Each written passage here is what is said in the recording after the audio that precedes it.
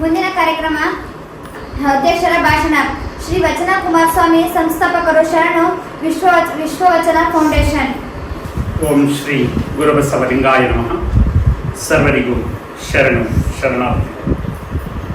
ನರೆ ಕೆನ್ನಗೆ ತೆರಗಲ್ಲಕ್ಕೆ ಶರೀರ ಗೂಡು ಹೋಗದ ಮುನ್ನ, ಹಲ್ಲು ಹೋಗಿ ಬೆನ್ನು ಬಾಗಿ ಅನ್ಯರಿಗೆ ಹಂಗಾಗದ ಮುನ್ನ, ಕಾಲ ಮೇಲೆ ಕೈಯ ನೂರಿ ಕೋಲು ಹಿಡಿಯದ ಮುನ್ನ, ಮುಪ್ಪಿಂದೊಪ್ಪ ಬಳಿಯದ ಮುನ್ನ, ಮೃತ್ಯು ಮುಟ್ಟದ ಮುನ್ನ ಪೂಜಿಸು ಕೂಡಲ ಸಂಗಮದೇವ. ಕರ್ನಾಟಕದ ಸಾಂಸ್ಕೃತಿಕ ನಾಯಕ ವಿಶ್ವಗುರು ಬಸವಣ್ಣನವರ ವಚನವನ್ನು ಹೃದಯ ಕಮಲದಲ್ಲಿ ಸ್ಮರಿಸಿ, ಈ ದಿನ ಶರಣು ವಿಶ್ವವಚನ ಫೌಂಡೇಶನ್ ವತಿಯಿಂದ ಶ್ರೀಮತಿ ಲಯನ್ ಎಚ್.ಎಸ್. ಮಹೇಶ್ವರಿ ಮತ್ತು ಶ್ರೀ ಲಯನ್ ಎಚ್.ಎಸ್. ರಾಜೂರವರ ದತ್ತಿ ಅಂಗವಾಗಿ ಹಾಗೂ ನಮ್ಮೆಲ್ಲರ ಅಕ್ಕ ಎಂ.ಎ. ನೀಲಾಂಬಿಕಾ ರವರ ದತ್ತಿ ಅಂಗವಾಗಿ ಕಸ್ತೂರಬಾ ಬಾಲಿಕಾ ಹೆಣ್ಣು ಮಕ್ಕಳ ವಸತಿ ವಿದ್ಯಾರ್ಥಿ ನಿಲಯದಲ್ಲಿ 124ನೇ ಶಾಲೆಗಳೆಡೆಗೆ ವಚನಗಳ ನಡಿಗೆ ಕಾರ್ಯಕ್ರಮವನ್ನು ಹಮ್ಮಿಕೊಳ್ಳಲಾಗಿದೆ. ಈ ಒಂದು ಕಾರ್ಯಕ್ರಮದಲ್ಲಿ ಉಪಸ್ಥಿತರಿರುವಂತಹ ವೇದಿಕೆಯಲ್ಲಿರುವಂತಹ ಎಲ್ಲರಿಗೂ ಶರಣಾರ್ಥಿಗಳನ್ನು ಸಮರ್ಪಿಸಿ ಈ ಕಾರ್ಯಕ್ರಮವನ್ನು ಕಣ್ತುಂಬಿಕೊಳ್ಳುತ್ತಿರುವಂತಹ ತಮಗೆಲ್ಲರಿಗೂ ಕೂಡ ಭಕ್ತಿಪೂರ್ವಕ ಶರಣಾರ್ಥಿಗಳು. ಕಾರ್ಯಕ್ರಮ ಪ್ರಾರಂಭವಾಗಿ 40 ನಿಮಿಷ ನೀರು ಬಿಟ್ಟಿದೆ. 40 ನಿಮಿಷ ಆಯಿತು ಅಂದರೆ ನಮ್ಮ ಮನಃಶಾಸ್ತ್ರದ ಪ್ರಕಾರ, ಸೈಕಾಲಜಿ ಪ್ರಕಾರ ಮಕ್ಕಳ ಮೈಂಡ್ ಏನಾಗುತ್ತೆ, ಬೇರೆ ಕಡೆ ಕನ್ವರ್ಟ್ ಆಗುತ್ತೆ ಅಲ್ಲ. ಅದಕ್ಕೆ ಎರಡನೇ ಅವಧಿಯನ್ನ ಮತ್ತೆ 40 ನಿಮಿಷಕ್ಕೆ ಇನ್ನೊಬ್ಬರಿಗೆ ಶಿಕ್ಷಕರಿಗೆ ನೇಮಿಸ್ತಾರೆ ಅಲ್ವಾ. ಇಲ್ಲಿ ಬದಲಾಗ್ತಾ ಇರೋದ್ರಿಂದ ನಿಮ್ಗೇನು ಕಷ್ಟ ಆಗ್ತಾ ಇದೆಯಾ? ಕಷ್ಟ ಆಗ್ತಾ ಇದೆಯಾ? ಇಷ್ಟ ಆಗ್ತಾ ಇದೆಯಾ? ಇನ್ನು 10-15 ನಿಮಿಷದಲ್ಲಿ ನಮ್ಮ ಕಾರ್ಯಕ್ರಮ ಮುಗಿಯುತ್ತೆ. ಬೇಸರ ಪಟ್ಕೊಳ್ಬೇಡಿ, ಸಂತೋಷ ಇದೆ ಅಂತ ನಾನಾದ್ರೂ ಭಾವಿಸಿದ್ದೆ ಅಲ್ವಾ. ನಿಮ್ಮ ಮುಖದಲ್ಲಿರುವಂತಹ ಕಳೆ ಅಲ್ವಾ, ನಿಮ್ಮ ನಗು, ಇವೆಲ್ಲ ಕಾರ್ಯಕ್ರಮವನ್ನ ಒಪ್ಕೋತಾ ಇದ್ದೀರಾ ಅಂತ ಒಂದು ಭಾವನೆ ನಮ್ಮಲ್ಲಿದೆ. ಮಕ್ಕಳ ಇದು ಶಾಲೆಗಳೆಡೆಗೆ ವಚನಗಳ ನಡಿಗೆ ಅಂತ ಯಾಕೆ ಈ ಕಾರ್ಯಕ್ರಮವನ್ನ ಮಾಡಬೇಕು ಅನ್ನೋ ಉದ್ದೇಶ ಇದೆ ಅಂದ್ರೆ, ಮಕ್ಕಳಲ್ಲಿ ಮೌಲ್ಯಗಳು ಬಿತ್ತನೆ ಹಾಕಬೇಕು. ಗೊತ್ತಾಯ್ತಲ್ಲ. ವಚನ ಅಂದ್ರೆ ಕೇವಲ ಈಗ ಬಂದು ಹೇಳಿದ್ರಿ 20 ಮಕ್ಕಳು ವಚನವನ್ನ ಹೇಳಿದ್ರಿ. ಆ ಹೇಳೋದ್ರಿಂದ ಏನಾಗುತ್ತೆ, ಜ್ಞಾನದ ವಿಕಾಸ ಹೆಚ್ಚಾಗುತ್ತೆ. ವಚನವನ್ನ ಹೇಳಿದ್ರಲ್ಲ, ಅಲ್ಲೇ ಇದೆ ನೋಡಿ, ಜ್ಞಾನದ ವಿಕಾಸ ಅಂತ ನಮ್ಮ ಮೇಡಮ್ ಅವರ ಇರುವಂತಹ ವಾದಲ್ಲಿ ಏನಿದೆ, ಜ್ಞಾನದ ವಿಕಾಸ ಅಂತ ಇದೆ. ವಚನಗಳಿಂದ ಏನಾಗುತ್ತೆ, ಜ್ಞಾನದ ವಿಕಾಸ ಆಗುತ್ತೆ. ಅದನ್ನ ಜೀವನದಲ್ಲಿ ಅಳವಡಿಸಿಕೊಂಡಾಗ ಏನಾಗುತ್ತೆ, ನಿಮ್ಮ ಅನುಭಾವಿಕ ನೆಲೆಗಟ್ಟು ಏನಾಗುತ್ತೆ, ವಿಸ್ತಾರ ಆಗುತ್ತೆ. ಗೊತ್ತಾಯ್ತಲ್ಲ. ಜ್ಞಾನ ಜೊತೆಗೆ ಅದೇನಾಗುತ್ತೆ, ಜೀವನದಲ್ಲಿ ಅಳವಡಿಸಿಕೊಂಡಾಗ ನಿಮ್ಮ ಅನುಭಾವಿಕ ಇದು ಅಂದ್ರೆ ಏನಾಗುತ್ತೆ, ಅದು ವಿಶೇಷವಾಗಿ ಬೆಳಕಾಗಿ ನೀವು ಪ್ರತಿಯೊಬ್ಬರಿಗೂ ಕೂಡ ಬೆಳಕಾಗುವ ನಿಟ್ಟಿನಲ್ಲಿ ಬೆಳೀತೀರಾ. ಶರಣರು ಕೇವಲ ವಚನವನ್ನ ಹೇಳಲಿಲ್ಲ, ಅದನ್ನ ಜೀವನದಲ್ಲಿ ಅಳವಡಿಸಿಕೊಂಡಿರೋದ್ರಿಂದ ನಾವು 12ನೇ ಶತಮಾನದಲ್ಲಿ ಅವರು ಶರಣರು ವಚನವನ್ನ ಬರೆದು, ಈಗ ಎಷ್ಟನೇ ಶತಮಾನದಲ್ಲಿದ್ದೇವೆ?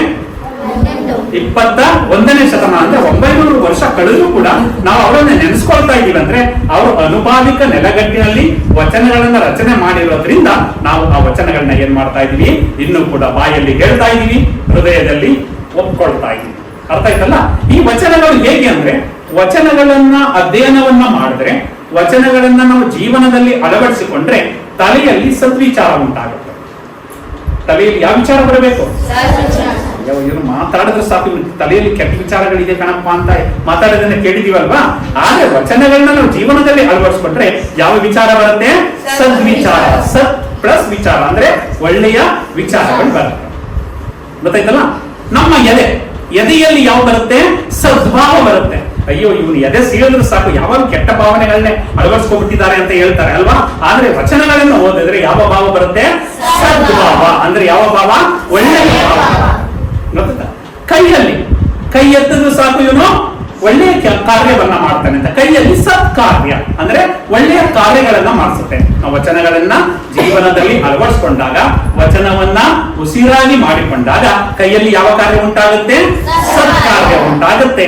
ಬಾಯಲ್ಲಿ ಸವಿ ಮಾತು ಬರುತ್ತೆ. ಎಂತಹ ಮಾತು?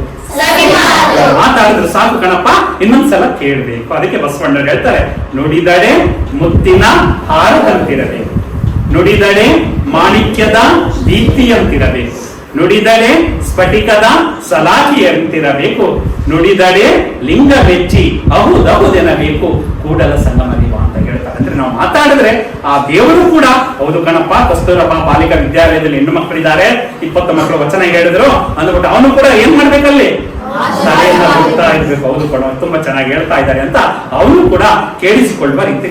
ಮಕ್ಕಳ ನಾವು ಸ್ವರ್ಗ ನರಕ ಅಂದ್ರೆ ಕೆಲವರು ಬಿಂಬಿಸ್ಬಿಟ್ಟಿದ್ದಾರೆ. ನಾವು ಈ ಜೀವನದಲ್ಲಿ ಒಳ್ಳೆಯ ಕೆಲಸವನ್ನ ಮಾಡಿದ್ರೆ ಎಲ್ಲಿಗೆ ಹೋಗ್ತೀವಿ? ಸ್ವರ್ಗಕ್ಕೆ ಹೋಗ್ತೀವಿ. ಕೆಟ್ಟ ಕೆಲಸ ಮಾಡಿದ್ರೆ ಅದು ಸುಳ್ಳು. ಸ್ವರ್ಗ ನರಕವನ್ನು ಎಲ್ಲಿ ಕಾಣ್ತೀವಿ? ನಮ್ಮ ಜೀವನದಲ್ಲೇ ಕಾಣ್ತಾ ಇದ್ದೀವಿ. ಇವತ್ತು ನಾವು ಸ್ವರ್ಗದಲ್ಲಿ ಇದ್ದೇವೆ, ನಿಜನಾ? ಹೇಳ್ಬೇಕು. ಯಾರಾದ್ರೂ ಫೋನ್ ಮಾಡಿದ್ರೆ ನಿಮ್ಮ ಅಪ್ಪ ಅಮ್ಮ ಇವತ್ತು ಎಲ್ಲಿದ್ದು ಅಂತ, ಕಸ್ತೂರಬಾ ಬಾಲಿಕಾ ವಿದ್ಯಾಲಯದಲ್ಲಿಲ್ಲ, ಎಲ್ಲಿದ್ದೀವಿ? ದೇವಲೋಕದಲ್ಲಿದ್ದೇವೆ ಅಂತ ಹೇಳ್ಬೇಕು. ಏಕೆಂದ್ರೆ ಒಳ್ಳೆಯ ಕೆಲಸಗಳನ್ನ ಎಲ್ಲಿ ನೋಡ್ತೀವೋ, ಒಳ್ಳೆಯ ಕಾರ್ಯಕ್ರಮಗಳನ್ನ ಕಣ್ಣಲ್ಲಿ ನೋಡ್ತೀವೋ, ಒಳ್ಳೆಯ ಮಾತುಗಳನ್ನ ಕಿವಿಯಾರ ಕೇಳ್ತೀವೋ, ಅದೇ ಸ್ವರ್ಗ, ಅದೇ ದೇವಲೋಕ. ನಾನು ಹೇಳ್ಬೇಕು, ಈ ವಚನಗಳಿಂದ ಏನುಂಟಾಗ್ತಾ ಇದೆ? ತಲೆಯಲ್ಲಿ ಹೇಳ್ಬೇಕು, ತಲೆಯಲ್ಲಿ, ಎದೆಯಲ್ಲಿ ಸದ್ಭಾವ, ಕೈಯಲ್ಲಿ, ಬಾಯಲ್ಲಿ. ವೆರಿ ಗುಡ್, ತುಂಬಾ ಜಾಣರಿದ್ದಾರೆ ಮೇಡಮ್ ಅಲ್ವಾ? ಅದು ಬಂದಾಗ ಎಲ್ಲಿ ಅದು ಉಂಟಾಗುತ್ತೋ ಅದೇ ದೇವಲೋಕ ಅಲ್ವಾ? ಈ ವಚನವನ್ನ ಕೇಳಿದಾಗ ಈ ಅಂಶಗಳು ಉಂಟಾಗ್ತಾ ಇರೋದ್ರಿಂದ ನಾವು ದೇವಲೋಕದಲ್ಲೇ ಇದ್ದೇವೆ ಅಂತ. ಅದಕ್ಕೆ ಬಸವಣ್ಣರು ಹೇಳ್ತಾರೆ, ದೇವಲೋಕ ಮರ್ತ್ಯಲೋಕವೆಂಬುದು ಬೇರಿಲ್ಲ ಕಾಣಿರೋ, ಸತ್ಯವ ನುಡಿಯುವುದೇ ದೇವಲೋಕ, ಮಿಥ್ಯವ ನುಡಿಯುವುದೇ ಮರ್ತ್ಯಲೋಕ, ಆಚಾರವೇ ಸ್ವರ್ಗ, ಅನಾಚಾರವೇ ನರಕ, ಕೂಡಲ ಸಂಗಮ ದೇವ ನೀವೇ ಪ್ರಮಾಣು. ದೇವಲೋಕ ಮರ್ತ್ಯಲೋಕ ಬ್ಯಾರೆ ಯಾವುದೂ ಅಲ್ಲ ಕಣಪ್ಪ. ಸತ್ಯವ ನುಡಿಯುವುದೇ ದೇವಲೋಕ, ಮಿಥ್ಯ ಸುಳ್ಳೇನಾದ್ರು ನೋಡಿದ್ರೆ ಅದು ಮರ್ತ್ಯಲೋಕ, ಆಚಾರವೇ ಸ್ವರ್ಗ, ಅನಾಚಾರವೇ ನರಕ ಅಂತ ಹೇಳ್ತಾರೆ. ನಾವು ಮರ್ತ್ಯಲೋಕದಲ್ಲಿಲ್ಲ, ಯಾವ ಲೋಕದಲ್ಲಿದ್ದೀವಿ? ದೇವಲೋಕ ಅಲ್ವಾ? ಇಲ್ಲಿ ಇವತ್ತು ನಮ್ಮ ನೀಲಾಂಬಿಕಾ ಅಕ್ಕ ಅವರು ತುಂಬಾ ವಿಶೇಷವಾಗಿ ಮಾತನಾಡ್ತಾರೆ. ಮಕ್ಕಳನ್ನ ಯಾವ ರೀತಿ ಆತ್ಮಸ್ಥೈರ್ಯವನ್ನು ತುಂಬಬೇಕು, ವಚನಗಳನ್ನ ಜೀವನದಲ್ಲಿ ಯಾವ ರೀತಿ ಅಳವಡಿಸಿಕೊಳ್ಬೇಕು, ನೀವು ಕೂಡ ಮುಂದೆ ವಿಶೇಷ ವ್ಯಕ್ತಿಗಳಾಗಿ ಬೆಳಿಬೇಕು ಅನ್ನೋದ್ರ ಬಗ್ಗೆ ವಚನ ಸಾಹಿತ್ಯವನ್ನು ಉದಾಹರಣೆ ಕೊಟ್ಕೊಂಡು ಮಾತಾಡಿದ್ರು. ಹಂಗಾರೆ ಅವ್ರು ಏನ್ ನುಡಿದಿದ್ದಾರೆ? ಸತ್ಯವನ್ನ ನುಡಿದಿದ್ದಾರೆ. ಹಂಗಾರೆ ನೀವು ಎಲ್ಲಿದ್ದೀರಾ? ಸ್ವರ್ಗದಲ್ಲಿ, ದೇವಲೋಕದಲ್ಲಿ ಇದ್ದೀರಾ. ಅನಂತರ ನಮ್ಮ ಮಾತಾಡಿದ್ರು ನಮ್ಮ ರಾಜು ಸರ್. ಅವರು ಈ ಒಂದು ಶಾಲೆಯ ವಾತಾವರಣವನ್ನ ನೋಡಿ, ನಾವು ಸ್ವಾತಂತ್ರ್ಯ ದಿನಾಚರಣೆಯನ್ನ ಬೇರೆ ವರ್ಷ ಒಂದೊಂದು ವರ್ಷ ಒಂದೊಂದ್ ಕಡೆ ಆಚರಣೆ ಮಾಡ್ಕೊ ಬರ್ತಾ ಇದ್ದೋ, ಈ ಶಾಲೆಗೆ ಬಂದ ಮೇಲೆ ನಾವು ಈ ಶಾಲೆಯನ್ನ ಬಿಟ್ಟು ನಾವು ಬೇರೆ ಎಲ್ಲೂ ಕೂಡ ಹೋಗ್ಬಾರ್ದು ಅನ್ನೋ ಒಂದು ಭಾವನೆ ಬಂದಿದೆ. ಅಂದ್ರೆ ಅವರು ಈ ಶಾಲೆಯಲ್ಲಿ ಏನನ್ನ ಕಂಡುಕೊಂಡಿದ್ದಾರೆ? ಸ್ವರ್ಗವನ್ನ ಕಂಡುಕೊಂಡಿದ್ದಾರೆ, ದೇವಲೋಕವನ್ನ ಕಂಡುಕೊಂಡಿದ್ದಾರೆ. ನಮ್ಮ ರಾಜು ಸರ್ ಕೂಡ ಈ ಪ್ರತಿ ವರ್ಷ ನನ್ಗೆ ಹೇಳಿದ ತಕ್ಷಣ, ಸರ್ ನಿಮ್ಮ ದತ್ತಿ ಇದೆಯಲ್ಲಿ ಎಲ್ಲಿ ಮಾಡೋಣ ಅಂದ್ರೆ ಸಾಕು, ಅವ್ರು ಕೇವಲ ಸ್ವಾತಂತ್ರ್ಯ ದಿನಾಚರಣೆ ಮಾತ್ರ ಅಲ್ಲ, ಶಾಲೆಗಳಿಗೆ ವಚನಗಳ ನಡಿಗೆಯನ್ನು ಕಸ್ತೂರಬಾ ಬಾಲಿಕಾ ವಿದ್ಯಾಲಯದಲ್ಲೇ ಮಾಡೋಣ ಅಂತ ಹೇಳ್ಬಿಟ್ರು. ಅವ್ರ ಪಾಪ ದಾವಣಗೆರೆಯಿಂದ ನಿನ್ನೆ ತಾನೇ ಬಂದಿದ್ದಾರೆ. ನಿನ್ನೆ ತಾನೇ ಬಂದು ಇವತ್ತು ರೆಸ್ಟ್ ಆಗೋದಾಗಿತ್ತು. ಆದ್ರೂ ಕೂಡ ಇಲ್ಲಿ ಯಾಕೆ ಬಂದಿದ್ದಾರೆ? ಯಾಕೆ ಬಂದಿದ್ದಾರೆ? ನಿಮ್ಮೆಲ್ಲರ ಜೊತೆ ಬೆರೆಯೋಣ, ಒಂದು ಒಳ್ಳೆ ಮಾತುಗಳನ್ನ ಆಡೋಣ, ಒಂದು ದೇವಲೋಕದಲ್ಲಿ ನಾವು ವಿಹರಿಸೋಣ ಅನ್ನೋ ಒಂದು ಉದ್ದೇಶದಿಂದ ನಮ್ಮ ರಾಜು ಸರ್ ಬಂದಿದ್ದಾರೆ. ಅವರು ಕೂಡ ತುಂಬಾ ಸ್ಫೂರ್ತಿದಾಯಕವಾದ ಮಾತುಗಳನ್ನ ಆಡುವುದರ ಮುಖಾಂತರ ಅವರು ಸಾಮಾನ್ಯ ವ್ಯಕ್ತಿ ಅಲ್ಲ, ಅವರು ನಿವೃತ್ತ ಅಭಿಯಂತರರು. ಇಂಜಿನಿಯರ್ ಅಂತ ಕೇಳಿದಿರಲ್ಲ, ಕನ್ನಡದಲ್ಲಿ ಅದಕ್ಕೆ ಏನಂತ ಕರಿತೀವಿ? ಅಭಿಯಂತರರು ಅಂತ ಕರಿತೀವಿ. ಆ ಅಭಿಯಂತರರು ಅವರು ಕೇವಲ ಒಂದು ಜಿಲ್ಲೆ ಅಲ್ಲ, ಅನೇಕ ಜಿಲ್ಲೆಗಳಲ್ಲಿ ಕೆಲಸಗಳನ್ನ ಮಾಡಿ ವಿಶೇಷವಾದಂತಹ ವ್ಯಕ್ತಿತ್ವವನ್ನ ಹೊಂದಿರುವಂತವರು, ಅನೇಕ ವ್ಯಕ್ತಿಗಳನ್ನ ಸಂಪಾದನೆ ಮಾಡಿರುವಂತವರು. ಅಂತಹ ವ್ಯಕ್ತಿಗಳು ಇವತ್ತು ನಮ್ಮ ಮುಂದೆ ಬಂದು ಮಾತಾಡಿದ್ದಾರೆ ಅಂದ್ರೆ ನೀವು ಏನು ಪ್ರೇರಣೆ ಆಗ್ಬೇಕು, ನೀವೇನಂತ ನೀವು ಕೂಡ ಮುಂದೆ ಏನಾಗ್ಬೇಕು ಅನ್ನೋ ಭಾವನೆ ಬರಬೇಕು. ಇಂಜಿನಿಯರ್ ಆಗ್ಬೇಕು. ವಿಶ್ವೇಶ್ವರಯ್ಯನವರು ಅಂದ್ರೆ ನೆನಪಿರುತ್ತಲ್ಲ ಇಂಜಿನಿಯರ್ ಅಂದ್ರೆ, ಹಾಗೆ ನಾವು ರಾಜು ಸರ್ ಇಲ್ಲೇ ಎದುರಿಗಿರೋದ್ರಿಂದ ನಾವು ಕೂಡ ರಾಜು ಸರ್ ರೀತಿ ಒಂದು ಅಭಿಯಂತರರಾಗಬೇಕು, ನಾವು ಕೂಡ ರಾಜು ಸರ್ ರೀತಿ ಏನಾಗ್ಬೇಕು? ಇಂಜಿನಿಯರ್ ಆಗ್ಬೇಕು ಅನ್ನೋ ಒಂದು ಭಾವ ಬರಬೇಕು. ಬರುತ್ತಾ? ಜೊತೆಗೆ ಅಕ್ಕ ಮಾತಾಡೋರು. ಅಕ್ಕವ್ರು ಯಾರು ಗೊತ್ತಾದ್ರು? ಅವರು ಉಪನ್ಯಾಸಕರಾಗಿದ್ದವರು, ಗೊತ್ತಾಯ್ತಲ್ಲ. ಜೊತೆಗೆ ಸಾಹಿತಿಗಳು. ಅವರು ನಾವು ಒಂದು ಪುಸ್ತಕ ಬರೆದಿರೋರು ನೋಡಿದೀವಿ, 2 ಪುಸ್ತಕ ಬರೆದಿರೋರು ನೋಡಿದೀವಿ, 3 ಪುಸ್ತಕ ಬರೆದಿರೋರು ನೋಡಿದೀವಿ. ಇನ್ನೇನು 100ರ ಹತ್ತಿರ ಪುಸ್ತಕಗಳನ್ನ ಅಕ್ಕ ಬರೆದಿದ್ದಾರೆ. ಎಷ್ಟು? ಶತಕದ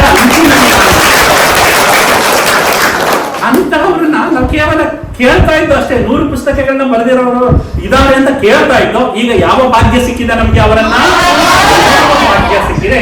ನಾವು ಕೂಡ ಕವಯಿತ್ರಿ ಆಗ್ಬೇಕು ಅಂತ, ಹೆಣ್ಣು ಮಕ್ಕಳಾಗಿರೋದ್ರಿಂದ ಕವಯಿತ್ರಿ ಅಂತ ಕರಿತೀವಿ. ಗಂಡಸರ ಕವಿತೆಗಳನ್ನ ಬರೆದ್ರೆ ಕವಿ ಅಂತ ಕರಿತೀವಿ. ಅಂತ ಕವಯಿತ್ರಿ ಆಗೋದೇ ಭಾವ ಬರಬೇಕು. ಅಕ್ಕವ್ರನ್ನ ನೋಡಿದಾಗ ನಿಮ್ಮನ್ನು ಕೂಡ ಕವಯಿತ್ರಿ ಆಗುವಂತ ಭಾವ ಬರಬೇಕು. ಗೊತ್ತಾಯ್ತಲ್ಲ. ಮತ್ತೆ ರಾಜು ಸರ್ ಬರ್ಬೋದಾಗಿತ್ತು, ಅವರೊಬ್ಬರೇ ಬರ್ಬೋದಾಗಿತ್ತು. ಅವ್ರ ಮನೆಯವ್ರನ್ನ ಯಾಕೆ ಕರ್ಕೊಂಡ್ ಬಂದ್ರು? ಮಹೇಶ್ವರಿ ಮೇಡಮ್ ಅನ್ನು ಯಾಕೆ ಕರ್ಕೊಂಡ್ ಬಂದ್ರು? ಒಳ್ಳೆ ಕೆಲಸವನ್ನ ಕೇವಲ ಗಂಡ ಮಾತ್ರ ಮಾಡಿದ್ರೆ ಸಾಕಾಗಲ್ಲ. ಯಾರು ಮಾಡ್ಬೇಕು? ಬರ್ಬೇಕು, ಅವ್ರಿಗೂ ವರ್ಗಾವಣೆ ಆಗ್ಬೇಕು. ಒಳ್ಳೆ ಕೆಲಸ ಅಲ್ವಾ? ರಾಜು ಸರ್ ಅವ್ರ ಜೊತೆಗೆ ಮಹೇಶ್ವರಿ ಮೇಡಮ್ ಅವ್ರನ್ನ ಕರ್ಕ ಬಂದು ನಮ್ಗಿಂತ ಮೊದಲೇ ಬಂದು ಕೂತ್ಕೊಬಿಟ್ಟಿದ್ದಾರೆ. ಎಷ್ಟು ಖುಷಿ ಆಯ್ತು ನಮ್ಗೆ. ಅಂದ್ರೆ ನಾನು ಕೂಡ ಕರ್ತವ್ಯದಲ್ಲಿದ್ದರಿಂದ ಸ್ವಲ್ಪ ತಡ ಆಯ್ತು. ನಾನು ಕೂಡ ಒಬ್ರು ಶಿಕ್ಷಕರಾಗಿರೋದ್ರಿಂದ ಸ್ವಲ್ಪ ಅಲ್ಲಿ ಇವತ್ತು ಶಿಕ್ಷಕರ ಸಂಖ್ಯೆ ಕಡಿಮೆ ಇದ್ದದ್ರಿಂದ ಅಲ್ಲಿ ಸರಿದೂಗಿಸಿ ಬರೋದ್ರಿಂದ ಸ್ವಲ್ಪ ತಡ ಆಯ್ತು. ಅವರು ತುಂಬಾ ವಿಶೇಷವಾಗಿ ಬಂದು ನನಗೆ ಕಾಲ್ ಮಾಡೋದು ಖುಷಿ ಆಯ್ತು ನನಗೆ. ಅವರ ಟೈಮ್ ಸೆನ್ಸ್ ಅಲ್ಲ ಅಂದ್ರೆ ಏನಿದ್ರು ಇಂಜಿನಿಯರ್ ಅಲ್ವಾ? ಇಂಜಿನಿಯರ್ ಅಂದ್ರೆ ಏನಿರ್ಬೇಕು? ಮುಖ್ಯವಾಗಿ ಸಮಯ ಪಾಲನೆ. ಆ ಸಮಯ ಪಾಲನೆಯ ಒಡೆಯರನ್ನ ನೋಡಿ ನಮ್ಗೆ ಖುಷಿ ಆಯ್ತು. ಆದ್ರೆ ಮಹೇಶ್ವರಿ ಮೇಡಮ್ ಅವರು ಕೂಡ ಬಂದು ತುಂಬಾ ಚೆನ್ನಾಗಿ ಮಾತಾಡ್ಬಿಟ್ರು. ಮೇಡಮ್ ನಾವು ಮಾತಾಡೋದು ಕೇಳಿರ್ಲಿಲ್ಲ, ಮಾತಾಡಿಸ್ತಾ ಇದ್ದ ಹಿಂಗ್ ಮಾಡ್ತಾ ಇದ್ದಾವ. ಏನಾದ್ರೂ ಇಂತಹ ಒಂದು 4-5 ಕಾರ್ಯಕ್ರಮಗಳು ಮಾತಾಡ್ಬಿಟ್ರೆ ಅವ್ರಿಗೆ ಒಂದು ಒಳ್ಳೆ ಉಪನ್ಯಾಸವನ್ನೇ ಕೊಡಬಹುದು. ಒಂದು ಒಳ್ಳೆ ವಚನಗಳನ್ನು ಕೂಡ ಉದಾಹರಣೆವನ್ನ ಮಾಡ್ಬಿಟ್ರು ಅಲ್ವಾ? ಕಳಬೇಡ, ಕೊಲಬೇಡ, ಹುಸಿಯ ನುಡಿಯಲು ಬೇಡ, ಮುನಿಯ ಬೇಡ, ಅನ್ಯರಿಗೆ ಅಸಂಖ್ಯ ಪಡಬೇಡ, ತನ್ನ ಬಣ್ಣಿಸಬೇಡ, ಇದರ ಹರಿಯಲು ಬೇಡ.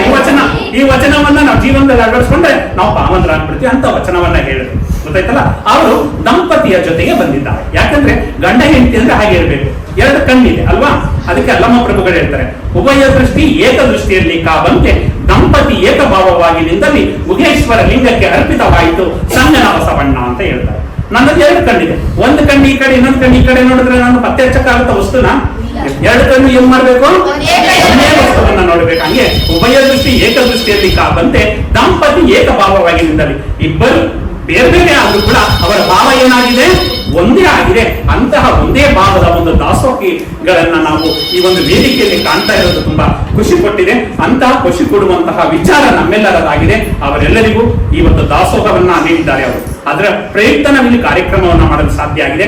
ದಾಸೋಹಿಗಳಾದಂತಹ ಅಕ್ಕ ಎಂ.ಎ. ನೀಲಾಂಬಿಕಾರವರಿಗೆ ಮತ್ತು ಮತ್ತೊಬ್ಬರು ದಾಸೋಹಿ ದಂಪತಿಗಳಾದಂತಹ ಮಹೇಶ್ವರಿ ಮೇಡಮ್ ಮತ್ತು ಲಯನ್ ರಾಜು ಸರ್ ಅವರಿಗೆ ನಾನು ಹೃದಯಪೂರ್ವಕ ಧನ್ಯವಾದಗಳನ್ನ ಚಪ್ಪಾಳೆ ತಟ್ಟುವುದರ ಮುಖಾಂತರ. ಲಯನ್ ಅಂದ್ರೆ ಏನು? ಹೌದಾ? ನೋಡಿ, ಲಯನ್ ಅಂತ ಇದೆ ಅಂದ್ರೆ ಅದೊಂದು ಸೇವಾ ಸಂಸ್ಥೆ ಅದು ಅಲ್ವಾ? ಲಯನ್ ಅಂದ್ರೆ ಏನು? ಅದು ಸಿಂಹ ಯಾವ ರೀತಿ ಕಾಡಿನ ರಾಜನಾಗಿ ಇಡೀ ಪ್ರಾಣಿಗಳಿಗೆ ಒಂದು ಒಡೆಯನಾಗಿರುತ್ತೆ, ಹಾಗೆ ಲಯನ್ ಸಂಸ್ಥೆ ಇಡೀ ವಿಶ್ವದಾದ್ಯಂತ ಇದೆ. ವಿಶ್ವದಾದ್ಯಂತ ಪ್ರೇಮ ಮತ್ತು ಸೇವೆ ದೇವರಾಜ್ಯದ 2 ಸುವರ್ಣ ಭಾವನೆಗಳು ಅಂತ ಹೇಳ್ತಾರೆ. ಆ ರೀತಿ ಸೇವೆಯನ್ನ ಮಾಡ್ಕೊಂಡು ಬರ್ತಾ ಇರೋದ್ರಿಂದ ಲಯನ್, ನಿಮ್ಗೆ ಗೊತ್ತಾಗಬೇಕಲ್ಲ ಲಯನ್ ಅಂದ್ರೆ ಏನು ಅಂತ.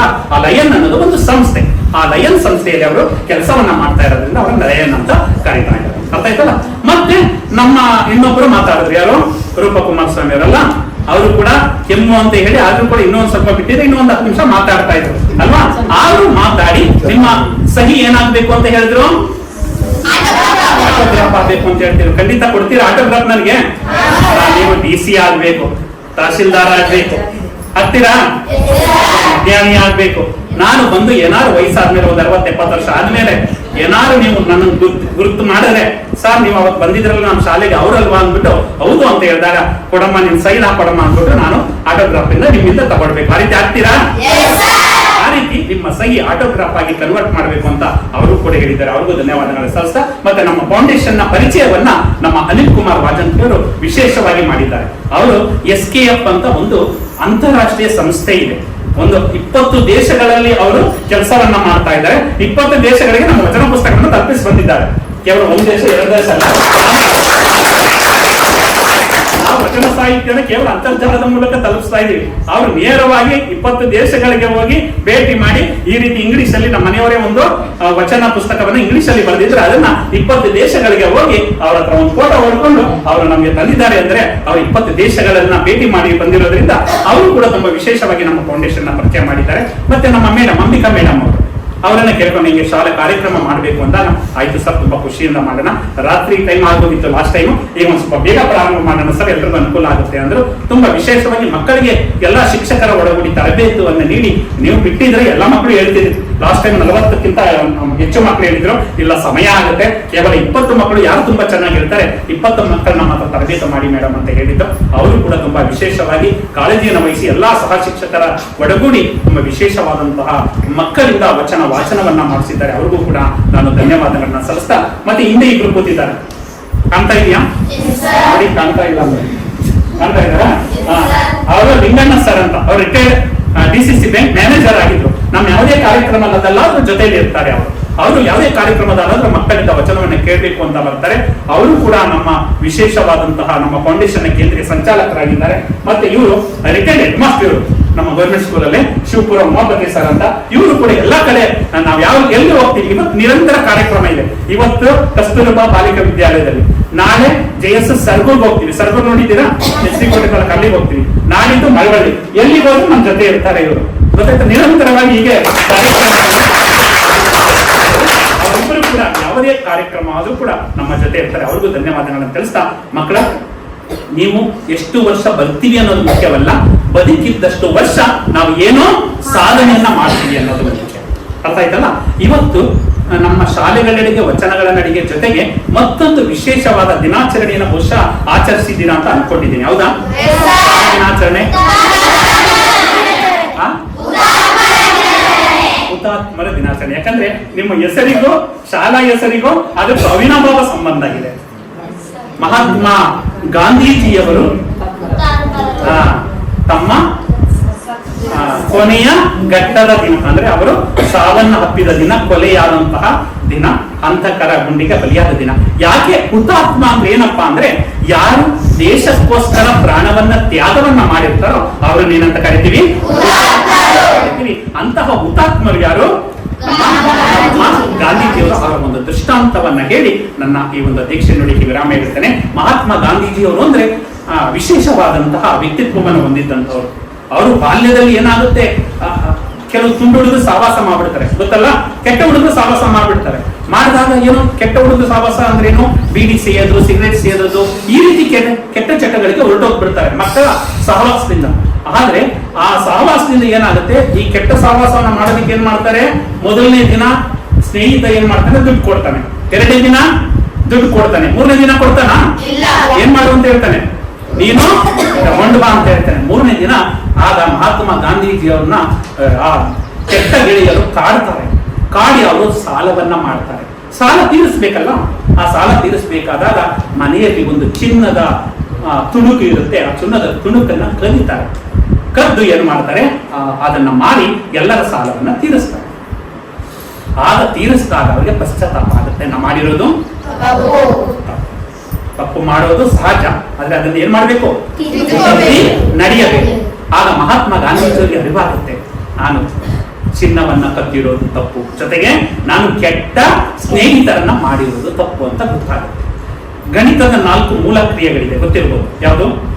ಒಂದು 4 ಮೂಲ ಕ್ರಿಯೆಗಳು: ಕೂಡುವುದು,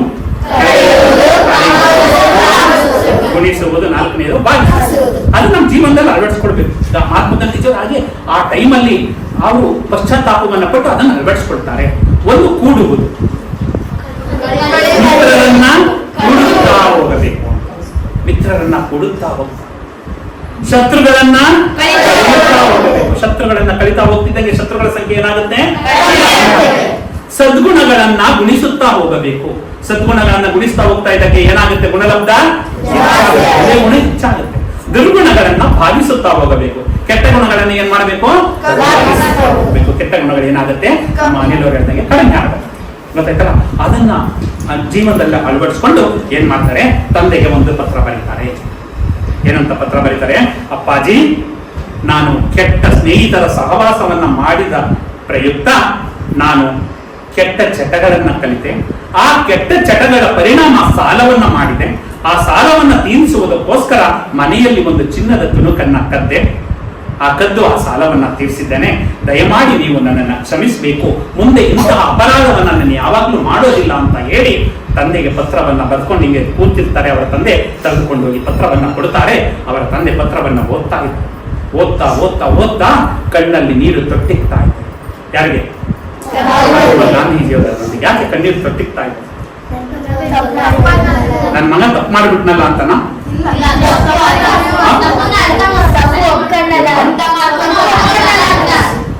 ಅವರಿಗೆ ಯಾಕೆ ಕಣ್ಣಲ್ಲಿ ನೀರು ಬಂತು ಅಂದ್ರೆ, ತುಂಬಾ ಬುದ್ಧಿವಂತ ಕಂಡ್ರ, ತುಂಬಾ ಚೆನ್ನಾಗಿ ಆಲೋಚನೆಯನ್ನ ಮಾಡ್ತೀರ. ಆ ಕಣ್ಣಲ್ಲಿ ನೀರು ಹೇಗೆ ತೊಟ್ಟಿಕ್ಕುತ್ತ ಅಂದ್ರೆ, ತನ್ನ ಮಗ ಮಾಡಿದ ತಪ್ಪಿಗಲ್ಲ, ಮಾಡಿದ ತಪ್ಪನ್ನು ಒಪ್ಪಿಕೊಂಡು ನಾನು ಇನ್ನೆಂದೂ ಕೂಡ ಆ ತಪ್ಪನ್ನು ಮಾಡುವುದಿಲ್ಲ ಅಂತ ಹೇಳ್ತಾ ಇದ್ದಾನಲ್ಲ ಅಂತ ಹೇಳಿ ಅವರಿಗೆ ಕಣ್ಣಲ್ಲಿ ನೀರು ತೊಟ್ಟಿಕ್ಕಿ ಮಗನ ಎದ್ ನಿಂತ್ಕೋತಾರೆ. ಮಗನನ್ನ ಅಪ್ಪಿಕೊಂಡು, ನೀನು ಖಂಡಿತ ನೀನು ಮಹಾತ್ಮ ಆಗ್ತೀಯ ಕಣಪ್ಪ ಅಂತ ಹೇಳ್ತಾರೆ. ಆಗ ಮಹಾತ್ಮ ಗಾಂಧೀಜಿ ವಕೀಲರ ವೃತ್ತಿಯನ್ನ ಮಾಡಿ ವಕೀಲರಾಗ್ತಾರೆ.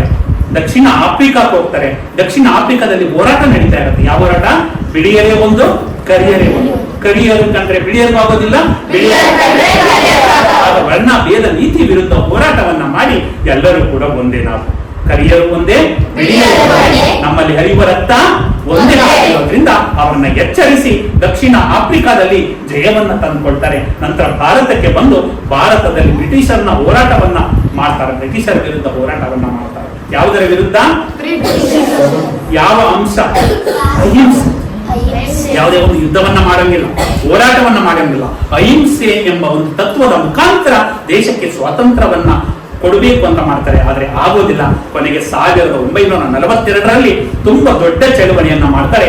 ಆ ಚಳುವಳಿಯೇ ಕ್ವಿಟ್ ಇಂಡಿಯಾ ಚಳುವಳಿ. ಬ್ರಿಟಿಷರೇ ಭಾರತ ಬಿಟ್ಟು ಒಂದು ಚಳುವಳಿಯನ್ನ ಮಾಡುವುದರ ಮುಖಾಂತರ ನಂತರ ಅವರು ಬ್ರಿಟಿಷರಿಗೆ ಎಚ್ಚರಿಕೆ ಆಗುತ್ತೆ. ಈ ಒಂದು ಚಳುವಳಿಯಿಂದ ಇನ್ನು ನಾವು ಭಾರತದಲ್ಲಿ ಹೆಚ್ಚು ದಿನ ಇರೋದಕ್ಕೆ ಸಾಧ್ಯ ಇಲ್ಲ ಅಂತ ಹೇಳಿ ಕೊನೆಗೆ ಅವ್ರು ಏನ್ ಮಾಡ್ತಾರೆ? 1947 ಆಗಸ್ಟ್ 15ರಂದು ನಮಗೆ ಸ್ವಾತಂತ್ರ್ಯವನ್ನ ಕೊಟ್ಟು ನಮ್ಮ ದೇಶವನ್ನ ಬಿಟ್ಟು ಹೋಗ್ತಾರೆ. ಅಂತಹ ಮಹಾತ್ಮ ಗಾಂಧೀಜಿಯವರು ಏನ್ ಮಾಡ್ತಾರೆ? ಅವರೇ ಪ್ರಧಾನಮಂತ್ರಿ ಆಗ್ಬೋದಾಗಿತ್ತು ಅಲ್ಲ?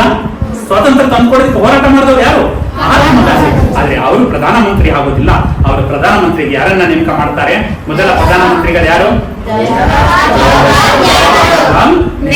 ಪ್ರಧಾನಮಂತ್ರಿಗಳಾಗಿ ಮಾಡಿ ಅವರು ಮಹಾತ್ಮ ಅನ್ಸ್ಕೊಳ್ತಾರೆ. ಆದರೂ ಇವರನ್ನ ಸಹಿಸೋದಿಲ್ಲ ಕೆಲವರು. ಒಳ್ಳೆಯ ಕೆಲಸವನ್ನ ಮಾಡೋರು ಕೂಡ ಸಹಿಸೋದಿಲ್ಲ ಅಲ್ವಾ? ಯಾಕಂದ್ರೆ ನಾವು ಮಾವಿನ ಹಣ್ಣು ಎಲ್ಲಿರುತ್ತೋ ಅಲ್ಲಿಗೆ ಕಲ್ಲೊಡೆಯೋದು. ಮಾವಿನ ಹಣ್ಣು ಬಿಡ್ಲಿಲ್ಲ ಅಂದ್ರೆ ಮರ ಕಲ್ಲು ಹೊಡಿತೀವ? ಹೊಡೆಯೋದಿಲ್ಲ. ಎಲ್ಲಿ ಮಾವಿನ ಹಣ್ಣು ತುಂಬಾ ಚೆನ್ನಾಗಿದೆ, ಈ ಮಾವಿನ ಹಣ್ಣನ್ನು ಕಿತ್ಕೊಳ್ಳೋಣ ಅಂತ ಏನ್ ಮಾಡ್ತೀವಿ ನಾವು? ಆ ಹಣ್ಣನ್ನ ಬಿಡಿಸ್ಕೊಳ್ತೀವಿ. ಅಂತಹ ಒಳ್ಳೆಯ ಸದ್ಗುಣ ಹೊಂದಿದ್ದಂತಹ ಮಹಾತ್ಮ ಗಾಂಧೀಜಿಯವ್ರನ್ನ ನಾಥರಾಮ್ ಗೋಡ್ಸೆ ಎಂಬ ಒಬ್ಬ ಹಂತಕ ಏನ್ ಮಾಡ್ತಾನೆ? ಅವ್ರನ್ನ ಗುಂಡಿಟ್ಟು ಕೊಲ್ತಾನೆ.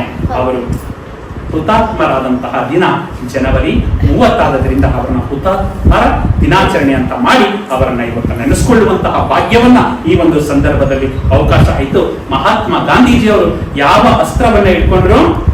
ಸತ್ಯ ಎಂಬ ಅಸ್ತ್ರ, ಅಹಿಂಸೆ ಎಂಬ ಅಸ್ತ್ರವನ್ನ ಇಟ್ಕೊಂಡು ನಮಗೆ ಸ್ವಾತಂತ್ರ್ಯವನ್ನ ಕೊಟ್ಟಿದ್ದಾರೆ. ಅಂತಹ ನಾವು ಸತ್ಯ ಮತ್ತು ಅಹಿಂಸೆಯನ್ನ ಹಿಡ್ಕೊಂಡಾಗ ನಾವೆಲ್ಲಿ ಬೇಕಾದ್ರೂ ನಾವು ಹೋಗಿ ಜಯಶಾಲಿಯಾಗಿ ಬರ್ಬೋದು ಅಂತ ಹೇಳ್ತಾ ಇವತ್ತು ಶಾಲೆಗಳೆಡೆಗೆ ವಚನಗಳೆಡೆಗೆ ಕಾರ್ಯಕ್ರಮದ ಮುಖಾಂತರ ಎಲ್ಲ ವಚನವನ್ನ ಹೇಳಿದ್ದೀರಿ. ಸ್ವಲ್ಪ ಕೆಲವು ತೊದಗಿಸಿದ್ದೀರಾ. ನಾನು ಹೇಳಿದ್ದೆ 3 ಜನರಿಗೆ ಬಹುಮಾನವನ್ನ ಕೊಡ್ತೀವಿ ಅಂತ. ಇವತ್ತು ಯಾರು ಕೂಡ ನಾವು ಯಾರು ಚೆನ್ನಾಗಿ ಹೇಳಿದ್ರು ಅಂತ ನೋಟ್ ಮಾಡ್ಕೊಂಡಿಲ್ಲ. ಆದ್ರೆ ನೀವು ಹೇಳಿರುವಂತಹ ವಚನ ಎಲ್ಲಿದೆ? ಮೊಬೈಲ್ ಅಲ್ಲಿ ರೆಕಾರ್ಡ್ ಆಗಿದೆ.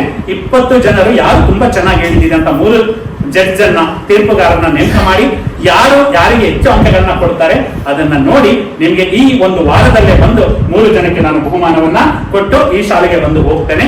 ಅದರಿಂದ ಈ 20 ಜನರು ಯಾರು ತುಂಬಾ ಉತ್ತಮವಾಗಿ ಆಡಿದ್ದೀರಾ ಅನ್ನೋದು ಅಥವಾ ಹೇಳಿದ್ದೀರಾ ಅನ್ನೋದು ಗೊತ್ತಾಗುತ್ತೆ ಅಂತ ಹೇಳ್ತಾ ಒಂದೇ ಒಂದು ವಚನವನ್ನ ನಾವು ಜೀವನದಲ್ಲಿ ಅಳವಡಿಸ್ಕೊಡೋಣ.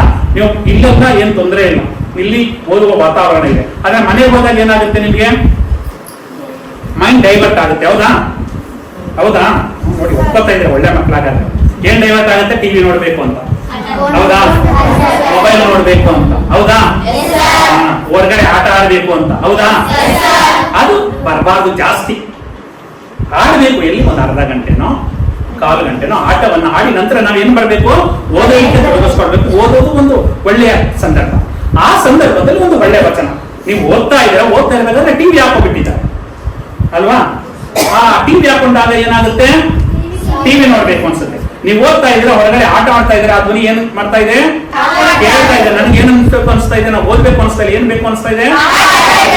ಆ ಸಂದರ್ಭದಲ್ಲಿ ಒಂದು ವಚನ ಇದೆ. ಆ ವಚನವನ್ನ ಪ್ರತಿಯೊಬ್ಬರಿಗೆ ಹೇಳ್ತೀರಲ್ಲ. ಅತ್ತನಿತ್ತ ಹೋಗದಂತೆ ಎಡವನ ಮಾಡಯ್ಯ ತಂದೆ, ಸುತ್ತಿ ಸುಳಿದು ನೋಡದಂತೆ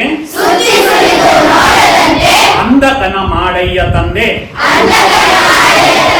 ಮತ್ತೊಂದ ಕೇಳದಂತೆ ಕಿವುಡನ ಮಾಡಯ್ಯ ತಂದೆ, ನಿಮ್ಮ ಶರಣರ ಪಾದವಲ್ಲದೆ ಮತ್ತೊಂದ ಕೆಲಸದಂತೆ ಇರಿಸು ಕೂಡಲ ಸಂಗಮ ದೇವ.